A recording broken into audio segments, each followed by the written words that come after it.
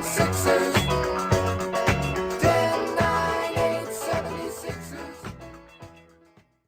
What's going on, everyone? This is UK 76ers. My name is Ben Glasspool, and the night before last, the Philadelphia 76ers beat the Sacramento Kings by 119 points to 111. Now, I think with a lot of people, when they think about the Kings, they don't think too much. Luke Walton, I don't think, is a very good coach, but they've been fantastic over the last few games. They've won 6 of their last 7 games. Obviously, it was in Sacramento, the first game of however many game road trip out west. So this was a game that we could easily have slipped up on. And despite playing our starting 5 that are now, I want to say, 14-0 this season, this was a game that could have very easily gotten away from us if we didn't dig deep and we didn't get the result over the line. Now, before we get started, obviously I've got to do my usual sort of shout-outs. So my shout-outs again, my guys at USA Sports Merch. Excellent sports merch. You know the drill. All 4 leagues. Just go check them out. I mean, just looking at their products does more justice than what I can say, but they've got fantastic stuff. I'll leave a link in the description below. Similarly, thanks very much to my guys at Visible for providing me with fantastic stats yet again. So yeah, I'll just dive straight in. I don't have my usual sort of set of notes from this game. I was doing live tweeting for the Twitter page the 5th quarter for this game, so I wasn't able to take notes down as detailed as I would normally have it. So this video might be perhaps a bit shorter than usual, but I can just at least give you a decent overview of what actually happened, what my takeaways were, and for the most part, what I thought was a very positive performance. So I think going into this, you know, we knew about De'Aaron Fox, we knew about Tyrese Haliburton, we knew about Buddy Hield. De'Aaron Fox was Western Conference Player of the Week, and I believe Haliburton was the Western Conference Rookie of the Week. I could be wrong on that, but either way, both of them have been playing out of their skins recently. Fox was averaging 31 points last week, and the matchup of him v Simmons was always going to be a really, really interesting one. Because Fox is rapid. I mean, we know Simmons is quick, but Fox is rapid. But the thing is, you know, Fox did finish on 34 points, 6 rebounds, 10 assists, but he was 2 of 8 when guarded by Ben Simmons. And then we know what Matisse Thybulle did against De'Aaron Fox in the 4th quarter. He locked him up, had a fantastic block on him, was so physical. I thought they might give it as a foul, but I just loved the physicality of it. It was quite old school, it was quite retro. And, you know, Matisse really shut him down in that 4th quarter. And, you know, I'll talk about Matisse straight away. Look, he didn't have a shot attempt and he didn't get any points, but he was +6 on the plus-minus, which is probably one of the best plus-minuses we had on the team. And it is simple as he might not score points, but he'll save you a hell of a lot of points. And when you have Simmons and Matisse on the floor together, you're going to struggle to score. We saw against the Pacers when we went to that 2-3 zone, and we saw it from the Kings game, that they just didn't have an answer for him. They didn't know how to counter him. He's so mature with his defending. Sometimes he is a bit rash, but you know, he was staying in front of his guy. He was getting a good contest, but also not fouling. When De'Aaron Fox struggled, and that was crucial in getting us over the line. That 4th quarter defense, which we see all the time, it was 32 points to 20 in that 4th. And it's a combination of Simmons, Matisse, and Embiid, because as a trio, that's a frighteningly good defense. You just don't know where to go. You don't want to go to the rim. Perimeter-wise, you're locked down. So all you got to do is just try and conjure something out of nothing, and it'll give teams so much of a headache against us. Look, we know what we want from Matisse, and he does have to improve on that offensive end. But you've got to be patient with the guy. If he's giving you this, if he's helping you win games despite not scoring points, just imagine what you can do if he can average, 8 to 10 points a game with 35% from 3.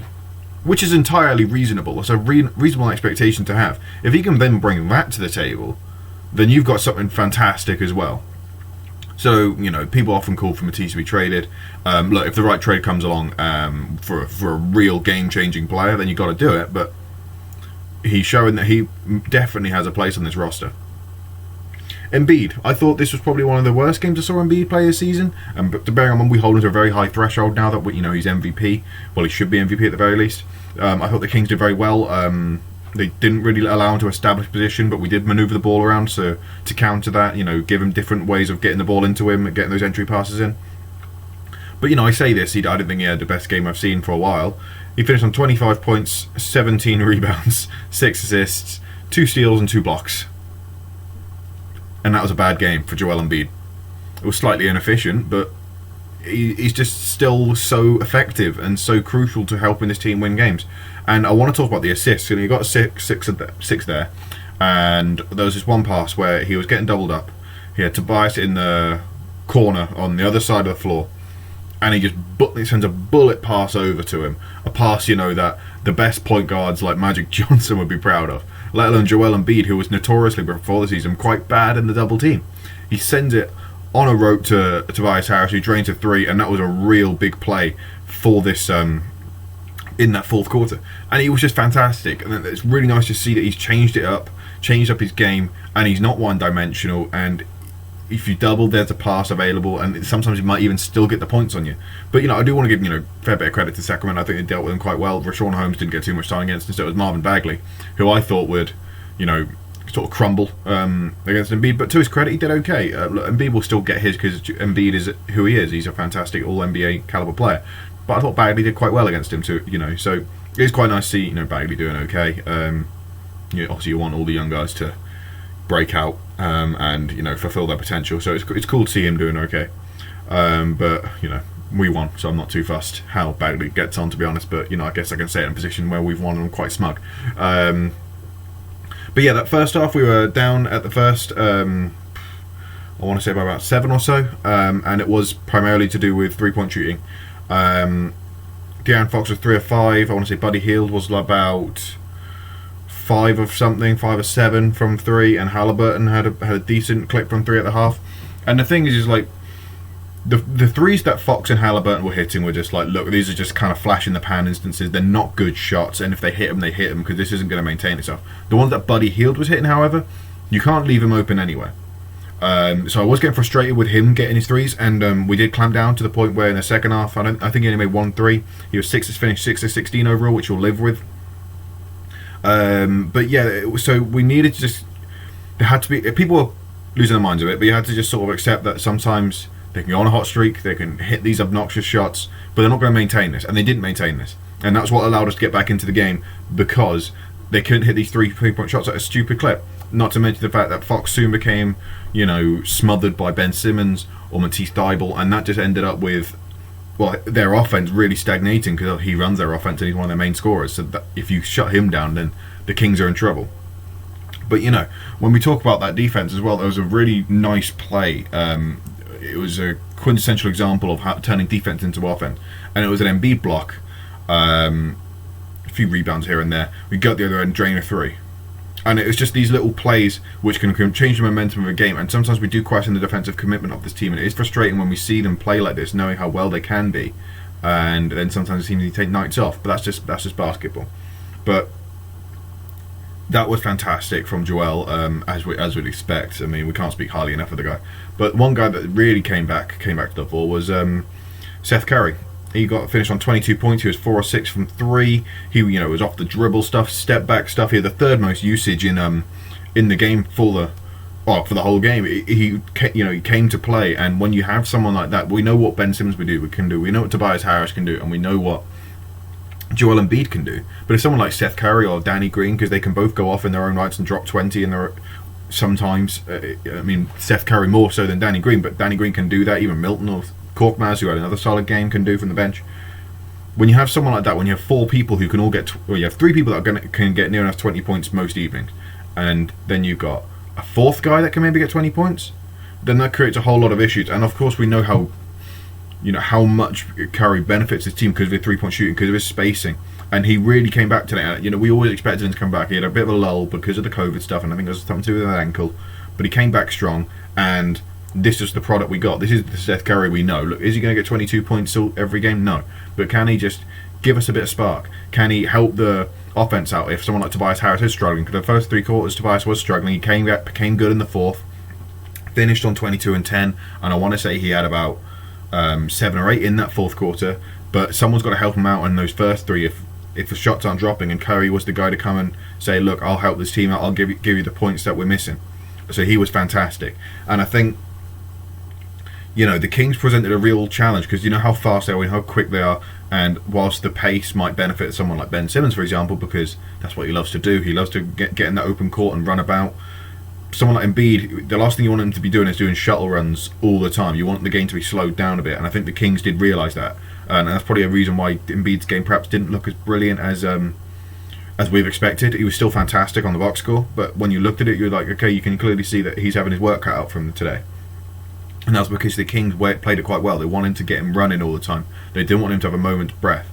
And that's, it created a big struggle. But the fact that we got over the line with this is a real breath of fresh air. And I think you got to, credit, obviously, the coaching side of things. I think, the way he used Dwight Howard was a lot better again this the game just gone. Indeed, Furkan seems to be finding a nice little purple patch.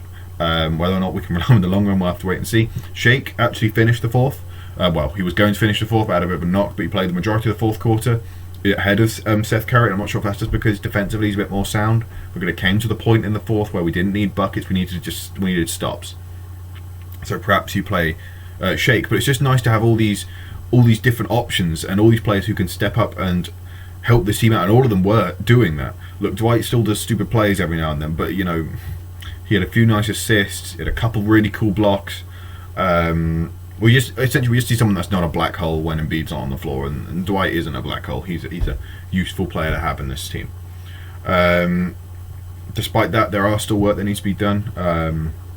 Will that Kyle Lowry trade happen? I don't know. That's looking interesting to say the least. I've always said that I think if he got to choose where he could go next, it would be here, and I think the Raptors will honour that because he's won them a championship. He's been there for so long. He's been one of the best Raptors to ever play basketball. So I think that's a very good option if we can get to it. Look, we know his ties to Philly and whatever else, but we'll just have to wait and see on that. This roster still does need a bit of work. A few shooters here and there, maybe someone off the buyout. I mean, the shooters I'm looking at, sort of, can you get a Wayne Ellington in the buyout? If you're looking at that backup point guard, can you get someone like an Ish Smith in the buyout? I don't think he's bad. He's not too bad defensively. Admittedly, he can't shoot brilliantly, but when Ben Simmons is off the floor, he's a guy that can run the floor pretty solidly. So yeah, there's a whole host of intriguing rumours that'll crop up over the next few weeks, with the deadline looming, of course. But this is a really good start to our West Coast trip. We've got the Trailblazers this evening. When I say this evening, actually this morning, it's a 3 a.m. tip-off, and actually that's the reason why this video is coming a bit late, because it was a 3 a.m. tip-off in Sacramento, and I was knackered the day after, as you can probably imagine, so I just wanted yesterday to just unwind, and then today I come back a bit fresher, do my vid, get ready for the Portland game. And the Portland game, there will be a lot more detail, because like I said, I have my notes. I was busy doing the live tweeting on the fifth quarter page, which was really cool, really fun. But yeah, there'll be a lot more detail on that one. But yeah, it's a really good start to our West Coast trip. You really can't complain too much. Don't forget to like and subscribe, and I'll see you all for the Portland game tomorrow. Thanks very much, guys.